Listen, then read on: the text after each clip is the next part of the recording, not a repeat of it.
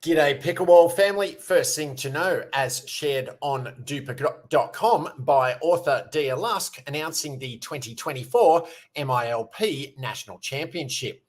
We are thrilled to announce the much anticipated 2024 Minor League Pickleball MILP National Championship powered by Duper, Dynamic Universal Pickleball Rating, where the top amateur players from across the nation, United States, come together and compete. Building on the success of the 2023 National Championship, this event promises to be an exciting showcase of competition, camaraderie, and unforgettable moments on the pickleball court. The 2024 MILP National Championship is being held at the Missouri Pickleball Club, located in Fenton, Missouri, from December 13 through 15, 2024. We're excited to share that this year we've significantly increased the prize purse to a total of $50,000, which will be distributed across all divisions. Divisions are skill-based, determined by the combined Duper rating of your team.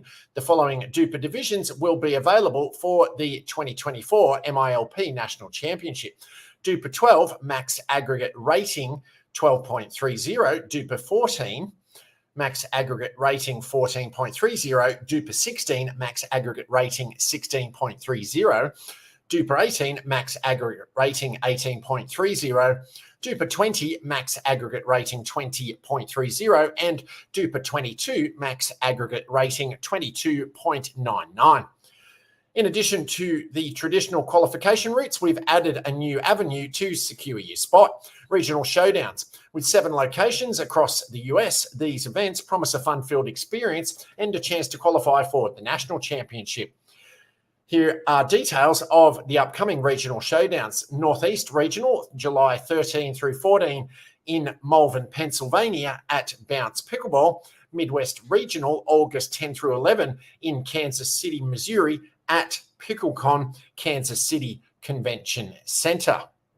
Mid-South Regional in Texas, Southeast Regional, Florida, Southwest Regional, Arizona, West Coast Regional, California, and Northwest Regional, Washington. Thanks ever so much. If you've made it this far into the update, please be sure to dink that like button and rate, comment, and subscribe on the platform you're watching or listening to it on, so this and future episodes can be found by and shared with other fellow pickleballers. Second thing to know, as shared on pickleball52.com, Pickleball rallies the troops in LTA battle. The UK pickleball community is throwing its support behind Pickleball England in its battle with the Lawn Tennis Association, LTA, over guardianship of the sport. Pickleball England has effectively run the sport in England since its inception in 2019 and has submitted a bid to Sport England to become the sport's official national governing body, NGB. However, the LTA has submitted a bid of its own as it seeks to build on its acquisitions of padel and beach tennis. The pickleball community's vehement opposition to the LTA's potential governance has seen an online petition signed by almost 2,500 people in its first 10 days. The petition was created by Alex Richards, who, ironically enough, is a former US college-level tennis player and current tennis coach and referee. He plays pickleball and padel recreationally in his hometown of Cardiff. Alex told pickleball52.com, "I don't think the LTA being in charge would be good for pickleball because the LTA are mainly focused on tennis. As shown in their takeover of beach tennis, which I used to play, it wasn't really a success. To say that all pickleball players are now just playing a subcategory of tennis would be wrong. Pickleball needs its own dedicated governing body run by people who are passionate about the sport. There has to be a reason why the LTA are making this move. If it's just to increase participation numbers or to control the growth of rival racket or paddle sports that are posing a threat to their core interest, these are not good enough reasons to become a governing body. I'm hoping that the petition can be used to show Sport England that there's a groundswell of support for Pickleball England's campaign for governing body status." Pickleball England's course has also received report from Catherine Knowles, who is part of a 7-strong committee seeking to be recognised as the official pickleball governing body in Wales. She says they have received positive initial feedback from Sport Wales and have the support of the European Pickleball Federation. Catherine told us what Pickleball England's directors and its network of regional leaders and clubs have done voluntarily to grow pickleball to its current position of strength is remarkable. To have the results of all that hard work snatched away from them by the LTA would be a crying shame. Pickleball is a sport in its own right, not a form of tennis. Pickleball is the most inclusive and social sport I've ever come across. It's a sport that can change lives. We would like to protect pickleball and its unique community from the control of the LTA. The battle to run pickleball became public last month after Conservative MP Andrew Sellis raised the question of its status in the House of Commons, and an article in the Daily Telegraph highlighted its governance custody battle.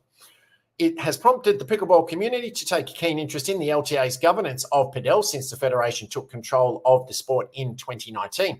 Padel has exploded in the 5 years since then, but how much credit the LTA can claim for that growth is hotly debated. Unlike pickleball, which has seen organic growth in the leisure centres and village halls of the Shires, much of padel's rapid development has been driven by huge private investment, with new clubs opening up in the big cities, in addition to smaller numbers of courts added at private tennis clubs, as well as golf, rugby and football clubs.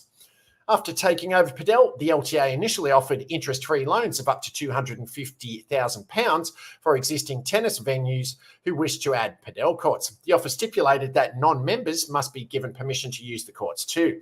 The padel chairman of one tennis and squash club, who wished to remain anonymous, has revealed his experience of applying for one of these LTA loans to build padel courts. He says the process became weighed down by the addition of unexpected extra conditions on the loan being approved, including dictating the price at which the courts could be offered for hire to members of the public. He said it became untenable and we moved forwards as a club on our own. The whole experience left a very bad taste in our mouths. The LTA are the governing body, so we will have to work with them in future to some extent, but I would do so grudgingly and only so far as we have to.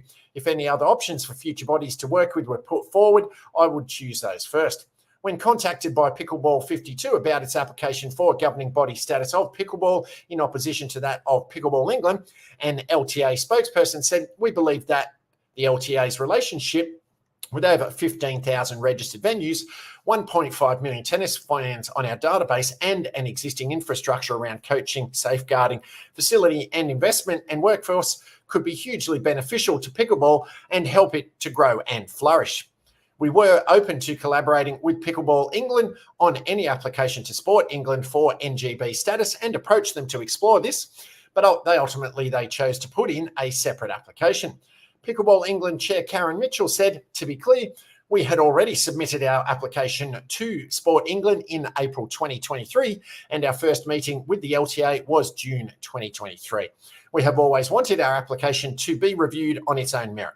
We are still open to collaborating with the LTA in the future." Third thing to know, as shared on pickleball.com by author Will Dorton, Garnett gets past Olshon to make first 2024 final.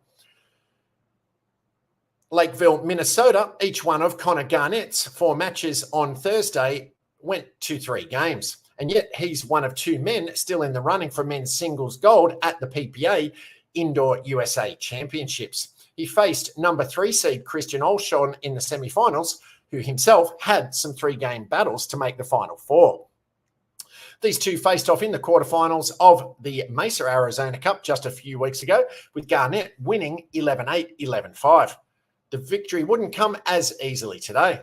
Garnett took game 1 11-7 and had a 5-0 lead in game 2, but Olshon came roaring back to take game 2 11-6 and tied the match. It looked like Garnett would comfortably close out the contest when he jumped out to a 10-3 lead in the deciding game, but multiple match point saves by Olshon helped the tweener king slowly get back into it. The number 2 seed didn't let his opponent's run of well-constructed points get to him, though. "You're not really getting nervous if he's just going out and beating you on those match points," Garnett explained. "You've just got to keep doing what you were doing to get you there and hope that one converts." One eventually did convert to give Garnett the game 3 win, 11-7. He'll now have a shot at his first gold medal of 2024 on Championship Sunday. He'll take on Federico Staksrud, who didn't drop a single game on Thursday in his semi-final. Paddles up.